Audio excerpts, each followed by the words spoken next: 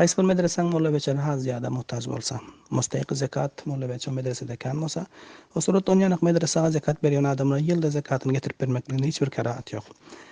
Şunçalyk bar zekat puluny medresanyň müderrisleriniň tanhasyna masraf etmelidir. Medresanyň awadysyna tamirine masraf etmelidir. Pul zekatyny medresanyň mustaýk molla beçerlerine harj etmeli bolýar. Elbetde medresanyň hiç ýerden aýdady bolmasa, medresanyň gaýp bir ýerde wagf ýeri ýok, ondan aýdat gelir ýanyp. Ya gowmud içinde dip pul jemläp medresa tapşyran ýok bolsa, medresanyň masrafy bolar diýip.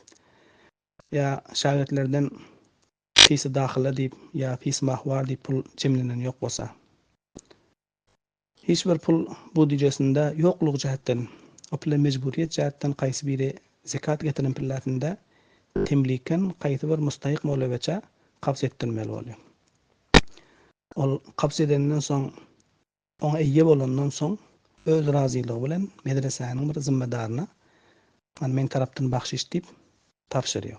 Medresanyň zimmedary soň medresanyň gaýsy literatürler bolsa oňa masraf etse bolýar, soň tamirine masraf etsin, medresanyň müderrisleriniň tanhasyna masraf etsin, molla beçerlere harj etsin, hemmetine harj etse bolýar suratda.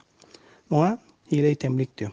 Elbetde hile temlik adam ol wagtda o ihtiýaçy bolýar medresanyň aýdady bahşyrdan bolmadyk bilen. Eger medresanyň aýdady bahşyrdan kelmese, gowum içinde dip pul kan jemläp berýänmese, ya şagirdlerden fis alınıp medresanın bu dijesinde pul kan jem bolýanmasa, o suratda munyanyk fetwa kitaplarda gel hile temlik etmelidir, öple hile temlik edip zekat almalydyr.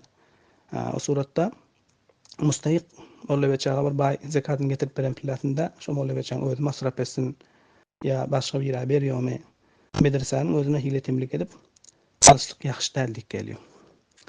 Şoň ýüzesinden soran suratyňyzda da ýylda bir adam zekatyny bir medreseye berip ýörse, şunu badylar durust däl diýjek bolýar. Şo diýen ekeniňiz hiç bir müşkül ýok. Bir medrese ýylda zekatyny berip ýörse, ondan hususan temlik tarykada berse hiç bir müşkül ýok ýylda berip bermekliginde.